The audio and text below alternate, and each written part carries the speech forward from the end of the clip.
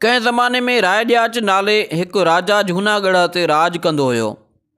संदसि हिकु भेण हुई जंहिंखे औलाद कोन थींदो हुयो। हिकु ॾींहुं हुन कंहिं फ़क़ीर खे अर्ज़ु कयो त ए अलाह वारा बुज़ुर्ग, मुंहिंजे लाइ दुआ घुर त मूंखे औलाद थिए। फ़क़ीर दुआ कंदे चयो त तुंहिंजी दिलि जी मुराद पूरी थींदी ऐं ख़ुदा कंदो तोखे हिकु पुटु ॼमंदो, पर उहो राय ॾियाच जो धड़ सिसीअ खां धार करे छॾींदो। उहो ॿुधंदे ई राजकुमारीअ खां रड़ निकिरी वई ऐं ॾाढो घबराइजी चवणु लॻी, अहिड़े पुट खे छा कबो जेको मुंहिंजे भाउ जो जानी दुश्मन हुजे। फ़क़ीर का बि वर्दी कान ॾिनी ऐं हलियो वियो। ॻाल्हि आई वई थी वई, पर पूरनि 9 महीननि पोइ ॼाणा राजकुमारीअ खे पुटु ॼाओ। राजकुमारीअ खे फ़क़ीर जी ॻाल्हि यादि अची वई ऐं उहा रिथ रिथियाईं त हिन ताज़े ॼावल ॿार खे संदूक में बंदि करे दरिया जे हवाले कजे। उन ज़माने में भर वारे परगिणे में राजा अनीराय जी हुकूमत हुई। उन इलाइक़े जो हिकु चारण ऐं संदसि ज़ाल दरिया मां पाणी भरण आया त उन्हनि जी नज़र उन वहंदड़ पेतीअ ते पई। चारण पेतीअ खे कढियो ऐं उनखे खोले जो ॾिसे त हिकु टिड़ियल गुल जहिड़ो ताज़ो ॿारु हथु आयो। चारण ऐं संदसि ज़ाल खेसि ॾाढे चाह मां घर खणी आया ऐं ॾाढे प्यार सां संदसि पालना शुरू कयाऊं ऐं संदसि नालो बीजल रखियाऊं ऐं अबाणे रीतुनि रस्मुनि मूजिबि खेसि ॻाइणु वॼाइणु सेखारियाऊं। जवान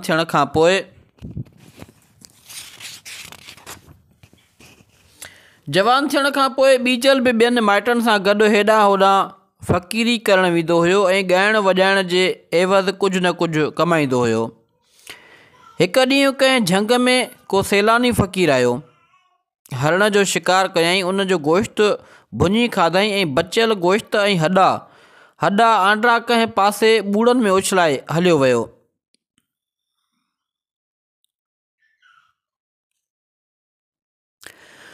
मॼाण त उन्हनि आंडनि मां कहिड़ी करामत छॾे वियो जो जीअं जीअं उन्हनि खे झंग जी हवा लॻंदी हुई, उन्हनि मां हिकु मन मोहींदड़ गीत गूंजणु लॻंदो हुयो।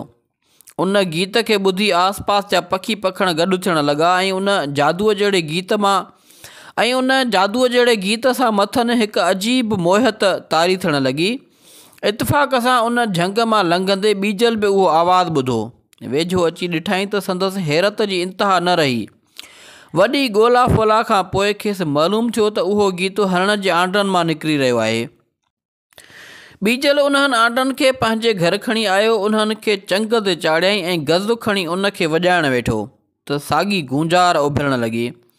उन गीत जे जादुई असर मां बीजल झंगली पखियुनि ऐं हरणनि वग़ैरह खे झलण जो कमु वरितो।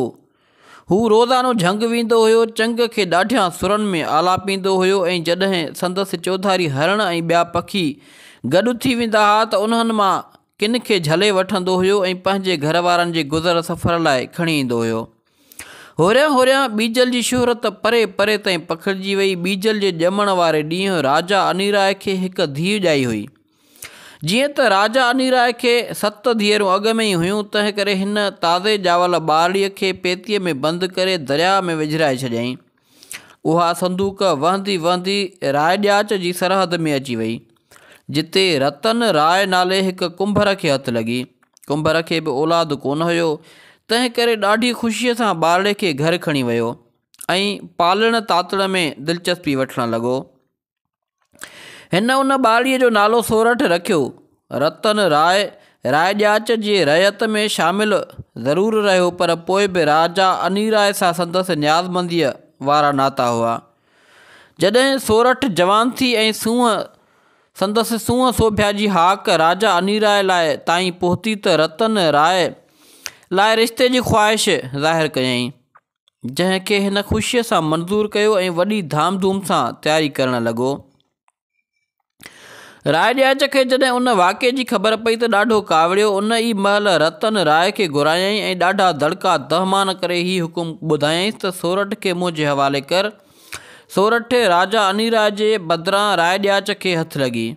राजा अनीराय जॾहिं उहो ॿुधो त बाहि थी वियो, तंहिं करे राय ॾियाच सां जंग करण जो हिकु वॾो लश्कर तयारु करे जूनागढ़ ॾांहुं रवानो थियो। तक़रीबन 12 महीननि ताईं जूनागढ़ खे घेरो कयईं, पर संदसि दाल न ॻरी सघी। पछाड़ीअ पंहिंजे वतन मोटी आयो ऐं पलांद तौरु हिकु वॾे थाल में अणमया माल ऐं हीरा जवाहर रखी सॼे शहर में पढ़ो घुमाए त जेको बि राय ॾियाच जो सिर आणे ॾींदो तंहिंखे न रुॻो उहो थाल इनाम में ॾींदुसि पर उन खां सवाइ जो घुरंदो सो मिलंदुसि। बीजल जी ज़ाल जॾहिं उहो ऐलान ॿुधो त असुलु ख़ुशीअ में ई न पिए मापी। हीरनि जवाहरनि जो थाल उहो चई खणी वठी छॾियईं त मुंहिंजो मुड़ुसु उहो हुकुम पूरो कंदो ऐं इजो थी राजा जी मुराद पूरी थिए। जॾहिं बीजल घर आयो ऐं खेसि सॼी ख़बर पई त ॾाढी कावड़ मां चयईं, निदोरी तो ही छा कयो? जेकॾहिं मूं कोल पूरो न कयो त राजा असां मां कंहिंखे बि जीअरो न छॾींदो। आख़िर केतिरनि ॾींहंनि जी सोच वीचार खां पोइ बीजल पंहिंजे साज़ खे ठाहे ठुके जूनागढ़ ॾांहुं राही थियो। जूनागढ़ पहुचण खां पोइ हिकु शाम जो हू किले जे वेझो पहुतो ऐं सॼी राति ॾाढे जोश सां चंग वॼाईंदो रहियो। चंग जो आवाज़ु राय ॾियाच रंग महल में वेठे ॿुधो ऐं आख़िर पाण झले न सघियो। हिन महिलात जे हिकु मथे दरवाज़े खां लीओ पाए बीजल खे चयो, घुर जेको घुरणो अथई। बीजल वराणियो, मूंखे अव्हां जे रूबरू हाज़ुर थी कुझु अर्ज़ु करिणो आहे। रंगमहल जे ख़ासि दरवाज़े खां बीजल खे घुराइणु कुझु ॾुखियो हुयो। तंहिं करे रसीअ ज़रिए मथे घुराए खेसि मुलाक़ात जो शर्फ़ बख़्शियईं। बीजल राजा आॾो हाज़ुर थी अदब सां झुकी सलाम कयो। राजा वरी चयो, जेको घुरणो अथई सो घुर। बीजल हथ ॿधी अर्ज़ु कयो, जेको घुरणु चाहियां थो उहो घुरां त सही, पर सोचां थो त जेकर न मिलियो त हरूभरू अव्हां जी सखावत ते हरफ़ ईंदो।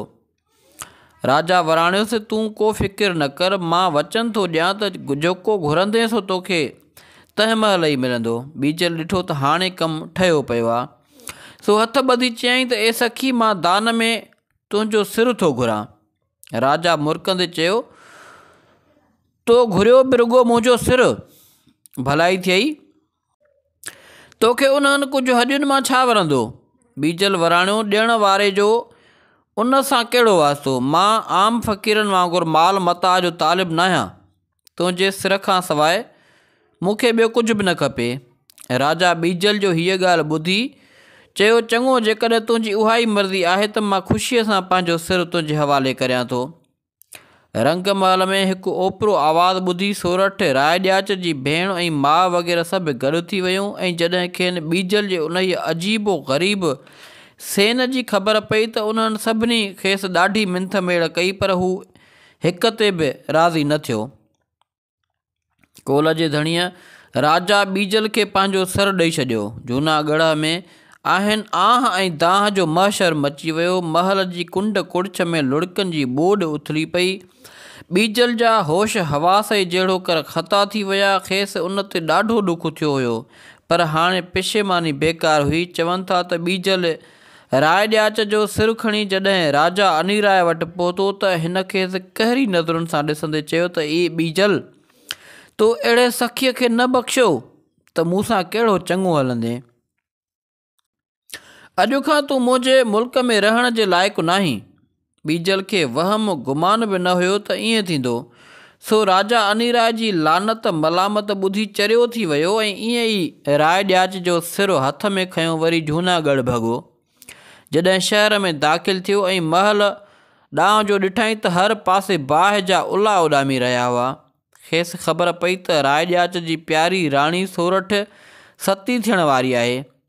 तंहिं महिल ई बीजल जोश में अची बाहि ॾांहुं तेज़ीअ सां वधणु लॻो ऐं पोइते हटण खां सवाइ बाहि जे चिमकंदड़ ऐं उॾामंदड़ शोलनि में टपो ॾेई पंहिंजी जान बि ॾेई छॾियईं।